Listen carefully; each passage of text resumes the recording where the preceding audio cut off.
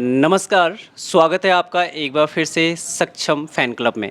और आज हमारे साथ गोविंद सर है। और अभी रिसेंटली जो कांस्टेबल का पेपर हुआ है और आगामी जो पेपर है स्नातक स्तरीय जिसमें बीडीओ पटवारी ये सब पोस्टें हैं, तो पिछले पेपर को आधार बनाते हुए आगे की पेपर की रणनीति क्या होनी चाहिए, कैसे पढ़ना है, किन टॉपिकों पे विशेष फोकस करना है और क्या आगे की रणनीति होनी चाहिए। और साथ में जो चल रहा है अभी सबका कहना है कि पेपर टफ था, तो इस बारे में भी सर से हम बात करेंगे और विशेष फोकस रहेगा कि आगे की रणनीति क्या होनी चाहिए। ठीक है, तो सर से पूछते हैं। सर, जो स्नातक स्तरीय परीक्षा होनी है उसके लिए क्या रणनीति रहनी चाहिए, क्योंकि अब सर बहुत कम दिन बचे हुए हैं, 39-40 के आसपास दिन बचे हुए हैं, तो क्या रणनीति रहनी चाहिए? देखो मेन तो ये है कि अभी लास्ट टाइम 1 महीने लगा लगभग, ठीक है। तो यही है कि जितना कुछ कंटेंट आपके पास इकट्ठा है उसको रिवीजन करिए। और मेन चीज़ वही बस जितना रिवीजन हो सके उतना उसको रिकॉल करिए, क्योंकि कई सारी चीज़ें होती हैं कि पेपर के बाद हमें दिखती हैं। तो जितना कुछ कंटेंट है उसको रिवीजन करो, बस मेन ये आपके पास अभी लास्ट टाइम उसी चीज़ के लिए बचा हुआ है। किसी भी नई चीज़ के पीछे अगर हम भागेंगे तो देखो नई चीज़ क्या होती है कि कुछ क्वेश्चन पेपर में ही नहीं लगते हैं, ठीक है। लेकिन वहाँ पर नए क्वेश्चन है ना, तो नए क्वेश्चन में हम अगर तुक्का मारने जाएंगे तो कहाँ ही सही हो पाएंगे। लेकिन उस चक्कर में हमारे जो क्वेश्चन आने वाले होते हैं, जो हमें आते हैं, वो कहीं ना कहीं हम गोले गलत भर देते हैं या फिर उसको गलत पढ़ लेते हैं, पूरा क्वेश्चन नहीं पढ़ते हैं, समझ नहीं पाते हैं। तो बस उस पर काम करिए और ठीक है, जो भी होगा वो अच्छा होगा पेपर में। तो ठीक है सर, इसके अलावा जो एक हिंदी का एक बहुत बड़ा वो रहता है कि गढ़वाली कुमाऊनी शब्द हो गए आपके, जो बाकी शब्द मतलब जैसे शब्द संपदा पे इस बार विशेष फोकस रहता है आयोग का, खासकर व्याकरण वाला पोर्शन अब थोड़ा कम है। तो हिंदी को सर कैसे मतलब प्रिपेयर करें एग्ज़ाम के लिए? देखो फिर से वही चीज़ है कि अभी अगर कांस्टेबल का पेपर देखो तो जो हम लगातार प्रैक्टिस सेट वगैरह में जो लोग जुड़े हुए हैं, तो इतना टफ नहीं था ये वाला, कम से कम हिंदी वाला पोर्शन, ठीक है। बाकी की बात अभी करेंगे। लेकिन फिर भी मैं ये कहूँगा कि अगर 5 क्वेश्चन आते हैं गढ़वाली कुमाऊनी से, तो उनको छोड़ के अगर नहीं है तैयार, देखो अब 1 महीने में कुछ भी नहीं हो सकता है। अगर नहीं है वो चीज़ें आपकी तैयार, तो आप कम से कम वो 15 क्वेश्चन जो आपके सिलेबस वाले हैं हिंदी वाले, वो गलत नहीं होने चाहिए। दूसरी बात, भाई आपने क्यों नहीं पढ़े? अब अगर एक चीज़ देखा जाए तो सचिवालय रक्षक का पेपर लगभग 2-2.5 साल पहले हुआ था और तब से ये चीज़ें आ रही हैं, तो हमने उस पर काम नहीं किया है। और नहीं किया तो अब लास्ट में कुछ भी नहीं हो सकता, तो उस पर शायद रोना रोना थोड़ा सा गलत हो जाएगा। हाँ, अगर थोड़ा बहुत आपने काम किया तो कुछ चीज़ें अनुमान के साथ सही हो सकती हैं। अगर आपने पढ़ी हैं चीज़ें तो बहुत सारी चीज़ें ऐसी हैं कि आप आइडिया लगा के कर सकते हो, ठीक है। और लास्ट में ये कहूँगा कि अगर नहीं पढ़ी हैं तो मेन ये है कि जो कंटेंट आना चाहिए, जो सिलेबस है हिंदी का, वो चीज़ें अगर आती हैं 20 में से 15 क्वेश्चन, तो उसमें से ये सोचे कि उसमें से गलत ना हो। सर, एक चीज़ और है, जैसे अभी देखा जाता है कि मतलब तार्किक प्रश्नों की जो संख्या है वो धीरे धीरे पेपरों में बढ़ रही है। मतलब मान लो कि डायरेक्ट आपके पास क्वेश्चन नहीं आएगा, वो आपने जो पढ़ा हुआ होता है उस बेस पे आप उस प्रश्न को सही कर सकते हैं। जैसे कि अभी एग्जाम्पल के तौर पे ले तो मानसा की राजधानी खैरागढ़ बताई गई थी। तो अगर हम पिछले एक मतलब अपने एक्सपीरियंस के बेस पे कहे तो 90% चांस ये होता है कि इनमें से कोई नहीं आंसर नहीं होता है किसी प्रश्न में। तो ऐसे केस में हमें मतलब कैसे, क्योंकि तार्किक प्रश्न की संख्या है बढ़ती जा रही है, तो उन्हें कैसे टैकल करना है एग्ज़ाम में? देखो ऐसे क्वेश्चन बहुत कम चांस हों कि हम उनको छोड़ पाएँ। क्योंकि कहीं न कहीं माइंड में चलता है कि यार ये चीज़ तो पड़ी हुई है, और हो सकता है कुछ चीज़ें कुछ सोर्सेज़ आयोग के पास इस तरीके से हैं कि शायद हम उन तक ना पहुँच पाएँ अभी तक, ठीक है। तो उनका मुझे नहीं लगता कि वो एग्ज़ाम हॉल में वो कंट्रोल होना बहुत बड़ी बात है, ठीक है। तो मेरे हिसाब से या तो अगर आपको कन्फर्म पता नहीं तो आप छोड़ सकते हो। लेकिन ऐसी चीज़ें फिर से मैं वही कहूँगा कि भाई मानसा, आप अजय पाल के बाद लगातार श्रीनगर ही पढ़ते आ रहे हो, तो ऑब्वियसली कि वो क्वेश्चन हो सकते हैं, गलत हो सकते हैं। लेकिन जैसे बहुत सारे क्वेश्चन आपका आ रहे हैं कि नहीं जी, अब होता क्या है ना कि जो क्वेश्चन गलत हो जाता है उसके बाद हम कोशिश करते हैं कि कैसे करके डिलीट हो जाए। तो वो चीज़ थोड़ा सा गलत है, क्योंकि हमें थोड़ा समझना पड़ेगा क्वेश्चन को। तो जो हो सकता है सही, उस पर काम करो। और दूसरी, जो नहीं आता है आपको और आप ज़बरदस्ती उस पर क्वेश्चन पे गोला भरने जा रहे हो, उसके बाद गलत हो रहा है, उसके बाद उस क्वेश्चन में ये करो कि नहीं जी इसका ये नहीं, ये होना चाहिए, तो वो गलत चीज़ है। जब आपको नहीं आ रहा है बिल्कुल, तो उसको आप छोड़ सकते हो, इग्नोर कर सकते हो। हर पेपर में मैं ये कहता हूँ कि यार देखो, जो भी पेपर है 100 नंबर का पेपर है, आपके पास 80-85 नंबर होते हैं करने लायक। लेकिन हम नहीं मानते, एग्ज़ाम हॉल में हम पूरा 97-98 तक चले जाते हैं, तो कहीं ना कहीं चीज़ें गलत तो होंगी होंगी, है ना। तो ये चीज़ है। अब जैसे कि कनिष्ठ राय का पेपर था जब जनवरी में, तो उस समय सर ने बताया था, मतलब लास्ट टाइम सैटरडे संडे के दिन पेपर था तो सभी को ये बोला था भाई अगर आपके 65 के आसपास 65 प्लस होते हैं तो उसके बाद आप ज़्यादा रिस्क मत लेना, क्योंकि सिलेक्शन हो सकता है 65 तक हो जाएगा। वैसे ही हमारा कांस्टेबल में भी ये मानना था कि 145 प्लस में सिलेक्शन हो जाएगा पेपर से पहले, लेकिन अब पेपर होने के बाद तो और भी डाउन आ रहा है।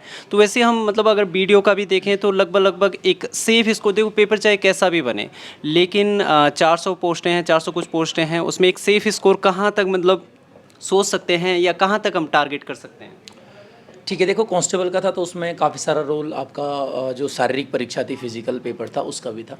अगर नॉर्मली लिया जाए तो मेरा तो ये मानना है कि अगर आप 100 में से जो भी कुछ जो आपका गणित लगाकर अगर आप 70 टू 75 के आसपास अगर लाते हो, मैं ये कहूँगा कि 72 प्लस तो वैसे 70 के आसपास भी ये रहता है कि चलो सिलेक्शन वाली चीज़ हो जाती है, तो 70-75 के बीच में आपका कंफर्म सिलेक्शन हो जाता है। सीटें कितनी भी हो, आप अगर 75 नंबर लाओ ना तो आपका सीटें चाहे 10 क्यों ना हो, आपका उसमें भी सिलेक्शन हो जाएगा, क्योंकि कहीं ना कहीं फिर वहाँ पर पेपर की चीज़ें अलग हो जाती हैं। बट ये कि आपका 70 टू 75 के बीच में ये है कि कंफर्म सिलेक्शन वाली बात हो जाती है। अच्छा सर, हमारे पास 1 महीने का समय है और इस 1 महीने के समय में बहुत सारी समस्याएं ये आती है कि क्या पढ़ें क्या पढ़ें। तो मुझे ये लगता है कि स्कोरिंग पोर्शन पे ज़्यादा फोकस करना चाहिए। स्कोरिंग पोर्शन मतलब कि जैसे आपका हिंदी हो गया, उत्तराखंड हो गया, रीजनिंग हो गई, कंप्यूटर हो गई। ये ऐसा है कि यहाँ पे आपकी पहले से ही कमांड ज़्यादा है और यहाँ पे मतलब अगर आप काम करेंगे 1 महीने में तो अच्छा आउटपुट मिल सकता है। रही बात जीएस की, तो जीएस में जैसे देखेंगे एंशिएंट हिस्ट्री से क्वेश्चन नहीं आ रहे हैं, मिडिवल से क्वेश्चन नहीं आ रहे हैं, मॉडर्न से वो वर्ल्ड ज्योग्राफी से क्वेश्चन नहीं आ रहे हैं।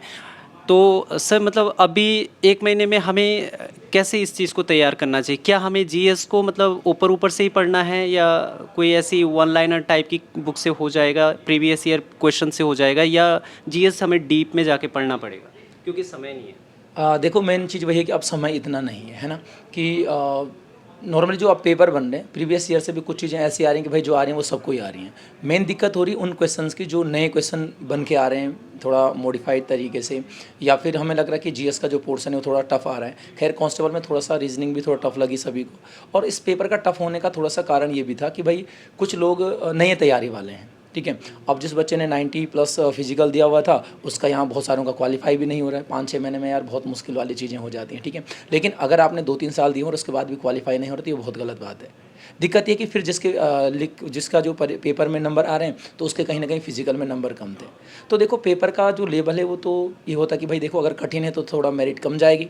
अभी आपने कन्या सहायक हरिद्वार आयोग का पेपर देखा तो उसमें उत्तराखंड का पोर्शन कम हो गया था तो मेरिट 54 के आगे रुकी, ठीक है। बहुत सारे लोगों ने वहाँ पे भी नहीं आ पाए नंबर, तो वो चीज़ अलग बात हो जाती है। बट ये कि अगर पेपर टफ होगा तो मेरिट नीचे आएगी, पेपर आसान होगा थोड़ा ऊपर जाएगी। रही बात जीएस की, तो हम हर पेपर में जीएस के लिए कहते हैं कि यार जीएस टफ थी, लेकिन हम उस पर काम कितना कर रहे हैं, क्योंकि उत्तराखंड में जो एक पेपर की तैयारी के लिए एक बेस बन गया ना सभी का, वो बन गया हिंदी और उत्तराखंड। उसके पीछे सब भागे, ठीक है। हम बाकी चीज़ों को धीरे धीरे छोड़ रहे हैं। हम प्रैक्टिस सेट यहाँ पर करवाते हैं, हर सैटरडे को टारगेट टेस्ट होता है, कभी जीएस का टारगेट टेस्ट दिया जाता है तो क्लास में आधा से ज़्यादा बच्चे गायब रहते हैं। भाई तुम हर पेपर के बाद रो रहे हो कि जीएस टफ होती जा रही है, जीएस गलत होती जा रही है, और वहीं पर तो जब तो उस पर काम करने की बात आती है आप उसको इग्नोर करे जा रहे हो।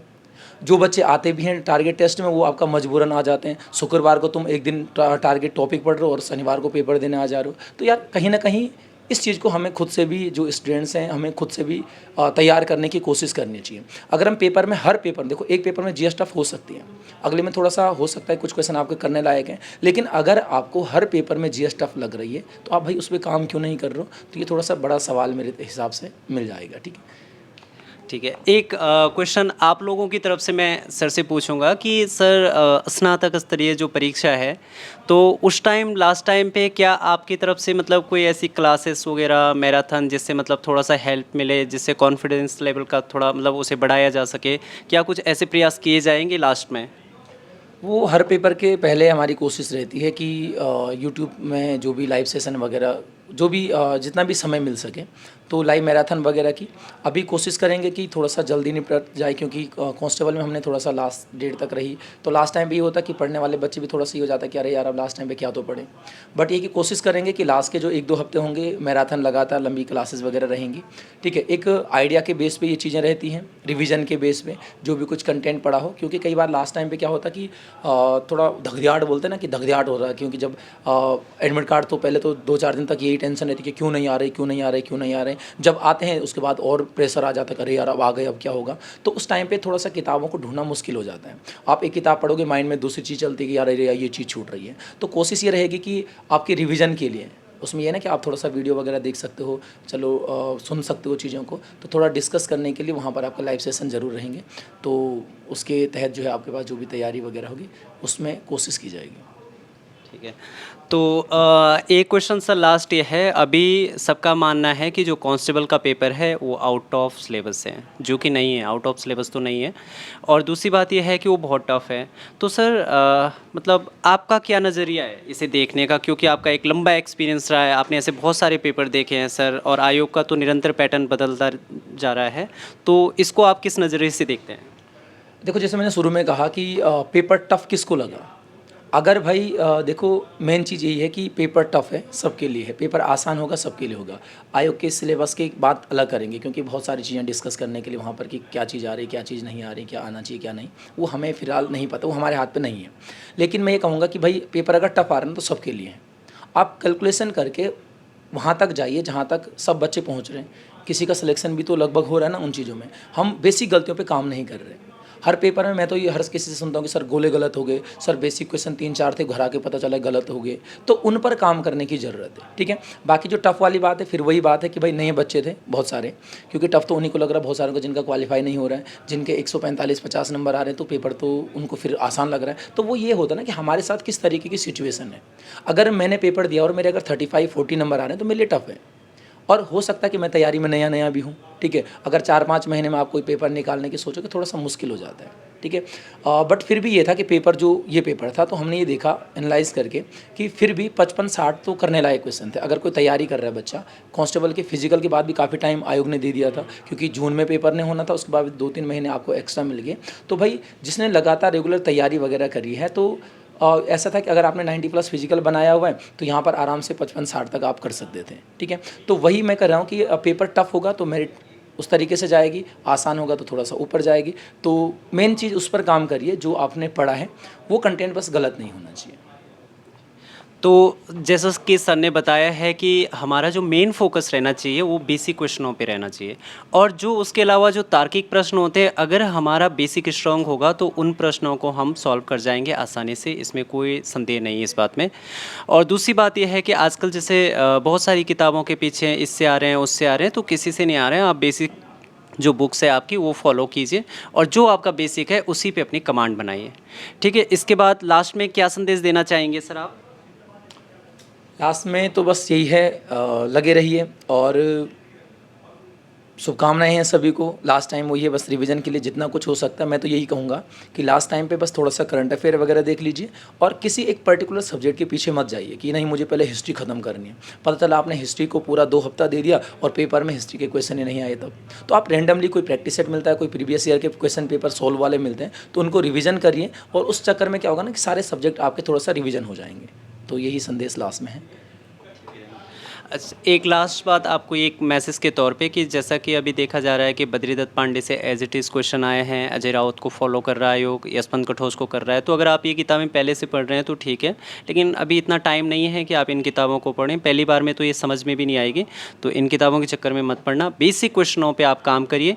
बाकी इंस्टीट्यूट की तरफ से जो बन पाएगा वो हम आप लोगों के बीच में वो कंटेंट लाते रहेंगे। बद्रीदत्त पांडे ये किताबें जो भी यहाँ से कंटेंट होगा वो सारा लाते रहेंगे, ठीक है। हमसे जुड़ने के लिए धन्यवाद।